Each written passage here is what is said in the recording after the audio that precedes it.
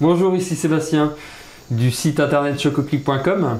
Aujourd'hui, je suis avec Jean-Charles du chocolatier pâtissier donc à Metz. Donc vous avez vu un peu, on est un peu dans le noir, faut pas s'inquiéter, c'est un peu sombre. Il est 10h, 11h, je ne sais pas quelle heure il est, mais bon, ça va être une interview assez sympa. Donc je vous dis à tout à l'heure, après le jingle.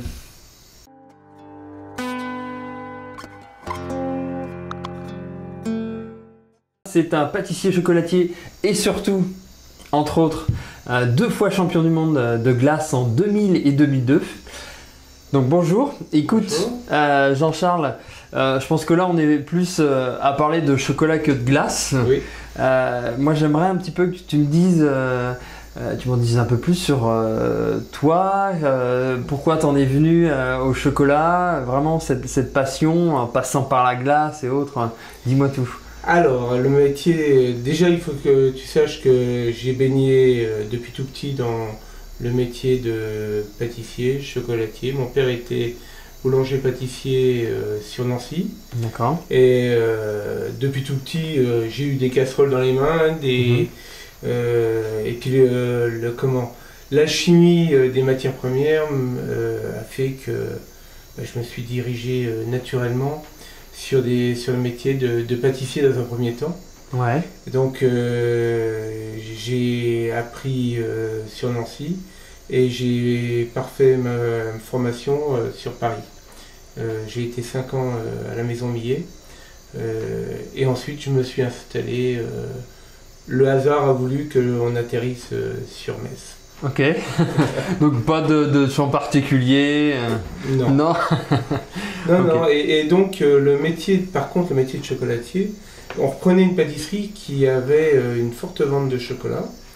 Et donc je l'ai appris sur le tas. Vraiment, là de ce point de vue-là, au début j'y étais à tâtons. J'ai eu la chance, j'ai un très bon ami qui s'appelle André Cordel à Bar-le-Duc, qui m'a appris énormément de choses sur la technologie du chocolat, parce que bon, quand tu passes la maîtrise de pâtisserie, tu travailles, on t'interroge sur du bouquin, tout ça je le savais, mais entre le bouquin et le savoir-faire, il y a quand même une belle marge. Ouais. Donc les copains, ils étaient là pour me donner, et comme on a repris le personnel, le personnel était déjà au courant de la fabrication.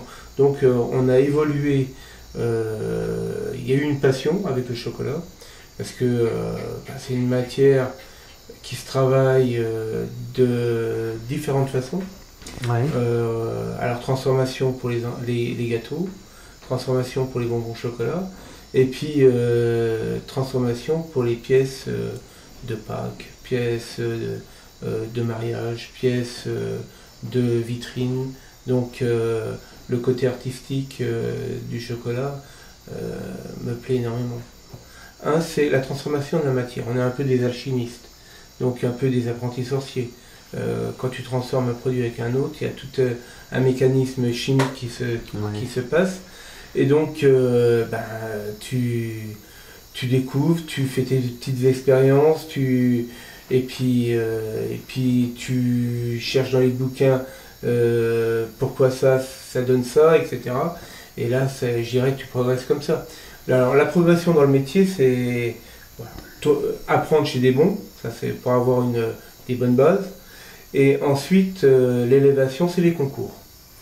Donc, il y a 2 façons d'apprendre. C'est déjà apprendre dans des bonnes maisons, et ensuite se frotter aux autres en termes de concours. Et ça, je dirais, ça booste énormément la profession. Et d'ailleurs, le conseil que je donne à tous les jeunes, c'est de leur dire, n'ayez pas peur des concours, on se prend des gamelles, c'est pas grave. L'essentiel, c'est de progresser, d'apprendre. On apprend de ses erreurs, on apprend en observant ce qu'ont fait les autres, en discutant avec les autres. Donc c'est une élévation, on progresse beaucoup plus vite. Ouais, c'est le chemin qui est important. Ouais. Tout ça. Après, okay. Je dirais, la deuxième phase, une fois que tu es installé, c'est être en symbiose avec ta clientèle. D'accord. C'est-à-dire que ta clientèle est là pour il y a l'image que tu représentes et l'image que la clientèle veut voir de toi. Donc il est important d'être en symbiose avec ça.